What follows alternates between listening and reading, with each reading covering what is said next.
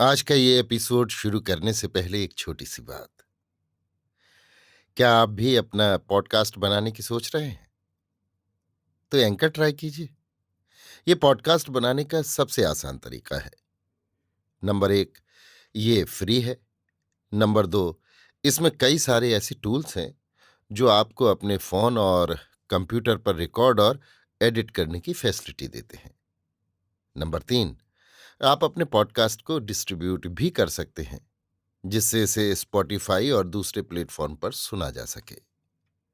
तो डाउनलोड कीजिए free anchor app या विजिट कीजिए anchor.fm पर अपना पॉडकास्ट स्टार्ट करने के लिए। ये तो थी एक छोटी सी जानकारी, और अब शुरू करते हैं एपिसोड का सिलसिला।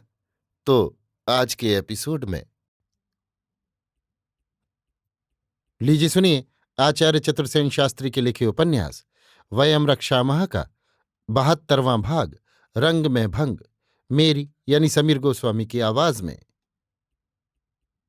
अभी लंका में विजयोत्सव, पान गोष्ठियां, नृत्य विलास, दीपावलियां हो ही रही थी कि अकस्मात रंग में भंग हो गया, जिससे सारी लंका में विषाद और क्रोध की भावना फैल गई। नाच, रंग, पान गोष्ठियां तुरंत रोक दी गईं। नगर और मणिमहल सर्वत्र ही शोक छा गया। कोई एक तपस्वी बहिष्कृत राजच्युत आर्य राजकुमार दंडकारण्य में आए हैं, जो धनुष बाण धारण करते हैं। उससे दंडकारण्य की रानी शूर्पनखा का विग्रह हो गया है। उन्होंने धृष्टतापूर्वक राक्षस राजनंदिनी शूर्पनखा का अंग भंग कर दिया है, उसकी नाक काट ली है और जनस्थान के रक्षक 14,000 राक्षसों को खरदूषण सहित मार डाला है। अब शूर्पनखा रोती कलपती विलाप करती लंका में रक्षेंद्र रावण की शरणापन्न हुई है। त्रिलोकपति विश्व विजयी रावण प्रिय बहन का ये भयानक अभियोग सुन क्रोध और शोक से जड़ हो गया। इस भयानक अपमान का वो उन तपस्वी राजकुमारों को क्या दंड दे, यही वो निर्णय नहीं कर पा रहा है। वो अपने मणिमहालय में पड़ा लंबी सांसें ले रहा है। जगज्जयी महातेज रावण अपने मणिमहालय के सतखंडे की छत पर स्वर्ण सिंहासन पर अति उद्विग्न बैठा था। देवों के युद्ध में उसके अंग पर जो वज्र प्रहार हुए थे, उसकी चोटें अभी उसके शरीर पर ताजा थीं। इंद्र के ऐरावत ने अपने जो दांत उसकी छाती में गड़ा दिए थे, उसके चिन्ह अभी उसके वक्ष पर थे। वो राजोचित वस्त्र आभरणों से सज्जित सुंदरी तांबुल वाहिनियों, चंवर धारणियों, प्रसादिकाओं से परिवृत्त मूर्त हिमशैल जैसा दिख रहा था। बंदीजन उसका स्तुतिगान कर रहे थे और सब मंत्री और राजवर्गीय पुरुष हाथ बांध अधोमुख दीन भाव से उसके सम्मुख बैठे थे। अब उसकी बहन शूर्पनखा उसके सम्मुख खड़ी हो कहने लगी, भाई, मेरी इस दुर्दशा को देख। तू अभिताभ यदि इसे सहन करेगा तो तू भी उस निष्कासित के हाथों अछूता न बचा रहेगा।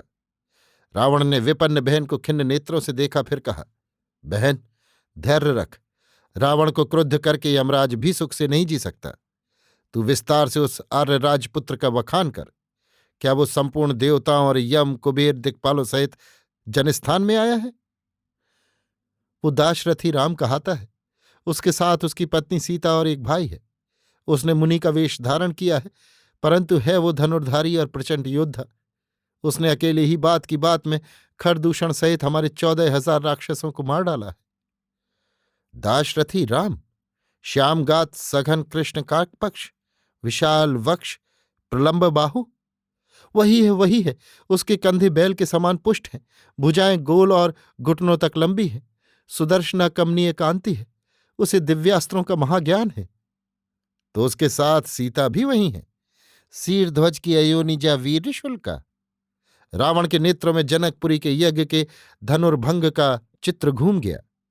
उसने कहा, वो स्त्री चंपक वर्णी, भीरु और अति कोमल कांत प्रभा है ना? ऐसा ही है। क्या तूने उसे देखा है? ऐसा ही मैं समझता हूं। दाशरथी राम ही है वो, परंतु वो राज्य भ्रष्ट, राज बहिष्कृत हो दंडकारण्य में कैसे घूम रहा है? पिता की आज्ञा से। क्या एकाकी ही? बस वो, स्त्री और भाई, तीन ही हैं। तीनों ही ने मेरी प्रबल राक्षस सेना को मार डाला, खर को भी, दूषण को भी। बड़े आश्चर्य की बात है। चमत्कार ही कहना चाहिए।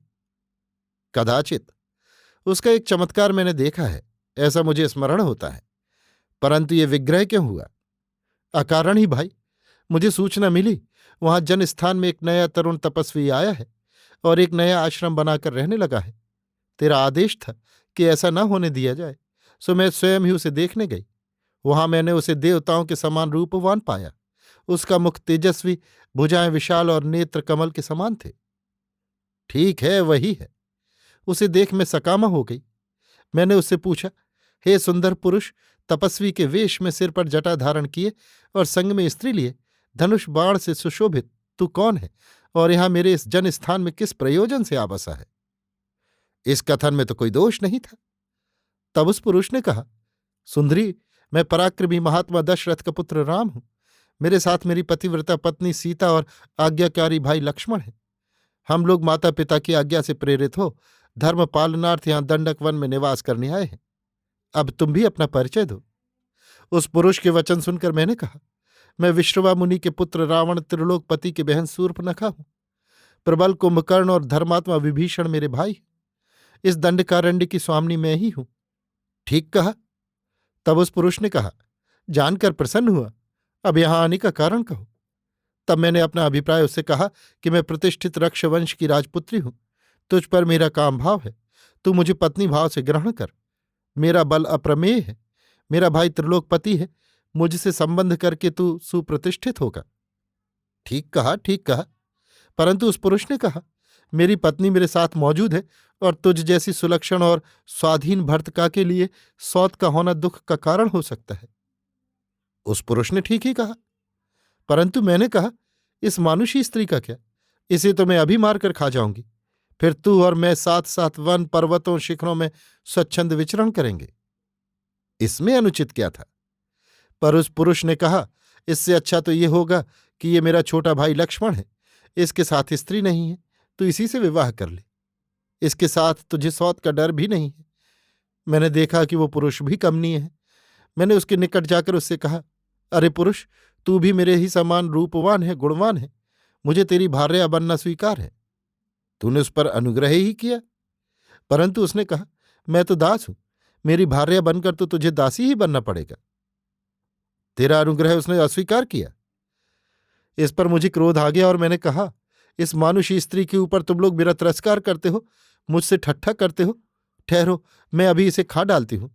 जब मैं उस स्त्री पर झपटी तो उस दाशरथी के संकेत से उसके दुष्ट भाई ने पकड़कर निर्लज्जतापूर्वक मेरा अंग भंग कर दिया, मेरी नाक काट डाली। अक्षम्य है, किंतु तू शेष कथा कह। अंग भंग हो मुख से रक्त बहाती मैं खर के पास पहुंची और तुरंत ही मूर्छित हो गई। असह्य है, मैं इसका प्रतिकार करूंगा। मेरी ये दशा देख खर ने कहा, अरे ये क्या हुआ? किस दुष्ट ने तेरी ये दुर्दशा कर डाली? कह, किस मूर्ख को अपने प्राण भारी हैं? देवताओं का स्वामी देवराट इंद्र जिस रक्षेंद्र रावण का बंदी है, उसकी बहन के साथ ये धृष्ट अनाचार किसने कर डाला? देवों, गंधर्वों और तपस्वियों में ऐसा कौन पराक्रमी आ गया जिसने तेरी ये दुर्दशा कर दी? आज मेरे प्राणांतक बाण उस अपराधी का प्राण हरण करेंगे। कह कह बहन, आज पृथ्वी किसका रुधिर पान करेगी? आज मेरे हाथ से उस अपराधी को देवता, गंधर्व और राक्षस कोई नहीं बचा सकता। हमारी ही इस भूमि में किसने तुझे पराभूत किया? होश में आ और उस पापिष्ठ का नाम मुझे बता। समीचीन कहा खर ने। तब मैंने रोते कलपते उसे सब घटना आद्योपांत बता दी। ये भी कह दिया कि मैं नहीं जानती कि वे मनुष्य हैं कि देव या गंधर्व, परंतु मेरी आकांक्षा है कि जिस पुरुष ने मेरी ये दशा की है, मैं उसका हृदय भक्षण करूंगी। सुवीर, तुम अभी मेरी ये इच्छा पूर्ण करो। मेरी ये बात सुनकर खर ने अपने महाबली 14 भटों को आदेश दिया कि जाओ, देखो, इस दंडक वन में कृष्ण मृग चर्म धारण किए शस्त्र सज्जित 2 पुरुष आए हैं। उनके साथ एक स्त्री भी है। तुम जाकर उन दोनों पुरुषों को मार डालो और उनका हृदय निकाल लाओ। हमारी बहन शूर्पणखा उनका भक्षण करेगी। उस स्त्री को जीता पकड़ लो, हम उसे रक्षराज को भेंट करेंगे। सो भाई, 14 राक्षस भट्ट शस्त्र सज्जित हो जब पंचवटी पहुंचे तो शूल कृपाण शक्ति लेकर राम पर टूट पड़े। परंतु उस मायावी पुरुष ने बात की बात में उन भट्टों को मार गिराया। ये सुनकर खर क्रुद्ध हो 14 सहस्त्र राक्षसों की संपूर्ण सेना लेकर चला और स्त्री सहित उन तीनों को घेर लिया। पर भाई, वे तो इस भयानक सैन्य से भी विचलित नहीं हुए। हे भाई, जब महावीर खर अपने धनुष और बाणों का भार अपने देदीप्यमान रथ पर रख उत्तम गधों को उसमें जोत राक्षस वाहिनी को लेकर चला तो दिशाओं में अंधकार छा गया। राक्षसों की गर्जना से वन पर्वत कंपायमान हो गए। धूल के बादलों ने सूर्य को छिपा लिया। परंतु उस समय बड़े बड़े अपशकुन हुए। राक्षसों पर अमंगल सूचक रक्त मिश्रित जल की वर्षा हुई। खर के रथ में जुते गधे दौड़ते दौड़ते अकस्मात गिर पड़े। रथ की स्वर्ण ध्वजा पर एक गिद्ध आ बैठा। सेना के सामने मांसाहारी पशु पक्षी अनेक विध डरावने शब्द करने लगे। प्राची दिशा में शृगाल रोने लगे। सूर्यमंडल के चारों ओर गोलाकार घेरा दिखाई पड़ने लगा। ऐसा प्रतीत होता था मानो बिना अमावस्या के आज सूर्य को केतु ने ग्रस लिया है। परंतु इन उत्पातों को देखकर भी खर डरा नहीं। उसने कहा, चाहे जो हो, मैं अपनी प्रिय बहन शूर्पणखा को इन शत्रुओं का हृत्पिंड अवश्य खाने को दूंगा। इस प्रकार खरदूषण सहित 14 सहस्त्र राक्षसों ने राम का आश्रम घेर लिया। जब उन तपस्वियों ने राक्षसों के इस दल बादल को आते देखा तो उन्होंने रक्षा और युद्ध की तत्काल व्यवस्था कर ली। छोटा तपस्वी तो उस स्त्री को गिरी गुहा में बैठाकर गुहा द्वार पर धनुष संधान करके बैठ गया और बड़ा राक्षसों के सम्मुख आ धनुष टंकारने लगा। खर ने जब ये देखा तो उसने सारथी से कहा, हमारा रथ इस हतायु पुरुष के सम्मुख ले चल। जब उस पुरुष ने खर के रथ को अपनी ओर आते देखा तो पैने बाण छोड़कर रथ के गधों को तुरंत मार गिराया। अब तो खर दूसरे रथ पर चढ़कर बाण वर्षा करने लगा। राक्षसों की सैन्य ने भी उसे चारों ओर से घेर घेर कर बाणों से पाट दिया। परंतु वो तो अद्भुत कौशल और फुर्ती से चारों ओर घूम घूम कर दिव्यास्त्रों से राक्षसों का हनन करने लगा। सेना के साथ मैंने स्वयं रहकर उसका ये चमत्कार देखा। अब मैं तुमसे क्या कहूं भाई। राक्षसों के छोड़े हुए शस्त्र उस पुरुष में इस प्रकार लय हो जाते थे जिस प्रकार नदियां समुद्र में लय हो जाती हैं। उसके शरीर से रक्त की धारा बह रही थी, परंतु उसने कालपाश की भांति जिन बाणों की वर्षा की वे सब अग्नि के समान ज्वलंत थे। उनसे बिंद बिंद कर राक्षस रक्त में लथपथ हो भूमि पर लौटते चले गए। इस प्रकार 2 प्रहर के युद्ध में उस एकाकी पुरुष ने सब राक्षसों को काट डाला। बहुत से राक्षस चिल्लाते हुए भाग खड़े हुए। बहुत से पाश पत्थर गोफ मुदगर ले उस पर पिल पड़े। पर जब उस पुरुष ने तेजस्वी गंधर्वस्त्र का प्रयोग किया तो चारों ओर आग ही आग फैल गई। उस समय युद्ध क्षेत्र में चारों ओर लोथें ही लोथें दिख रही थीं। खर का रथ भंग हो गया, ध्वजा टूट गई, गधे मर गए। तब खरदूषण बचे हुए राक्षस भटों को समेट दल बांध फिर युद्ध करने लगे। इस समय परिघ उठा। दूषण ने विकट पराक्रम दिखाया। वो परिघ बड़ा विकराल था। उससे उसने अनेक शत्रुओं के नगरों के फाटक तोड़े थे।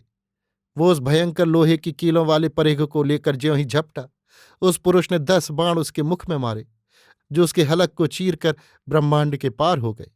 फिर फुर्ती से उसने उसके दोनों हाथ काट लिए तथा नेत्र भी फोड़ दिए। दूषण वहीं भूमि पर गिरकर छटपटाने लगा। इसके बाद महाकाल स्थूलाक्ष प्रमाथी आदि महारथी भटों को लेकर खर आगे बढ़ा। किसी ने पट्टिश उठाया, किसी ने परशु, किसी ने गदा। खर ने धनुष लिया, पर उस तेजस्वी ने कर्णिक बाणों से सभी को बींध डाला। वे सभी भट झूम झूम कर प्राण त्यागने लगे। इस प्रकार देखते ही देखते राक्षसों की सारी सेना कट गई। जो शेष बचे वे भाग खड़े हुए। केवल 2 ही वीर मुर्दों से पटे रण क्षेत्र में रह गए, त्रिशरा और खर। परंतु इन दोनों वीरों को भी राम ने देखते देखते धराशायी कर दिया। उस पराक्रमी राजकुमार ने उनके हाथ पैर काट डाले। इस प्रकार जनस्थान राक्षसों से रहित हो गया। हमारा साम्राज्य भंग हो गया।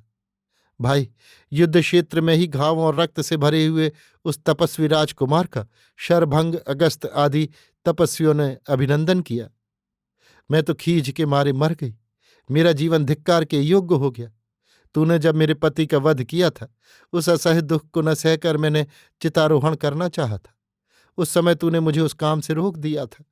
परंतु भाई, अब यदि तू मेरा प्रिय न करेगा, अंग भंग करने वाले उस राज्य भ्रष्ट राजकुमार को मारकर उसका हृतखंड मुझे लाकर खाने को न देगा, तो मैं अब अपने प्राण नहीं रखूंगी, अग्नि में जलकर मर जाऊंगी। अरे भाई, तू तो लोक में त्रिविक्रम प्रसिद्ध है। तूने तीनों लोकों को जय किया है। अरे, यम और कुबेर को तूने आक्रांत किया, इंद्र को बंदी बनाया। पृथ्वी पर तेरा सामुख्य करने वाला वीर कौन है? फिर इस दुष्ट तपस्वी वनवासी पुरुष ने मेरा अंग भंग किया है।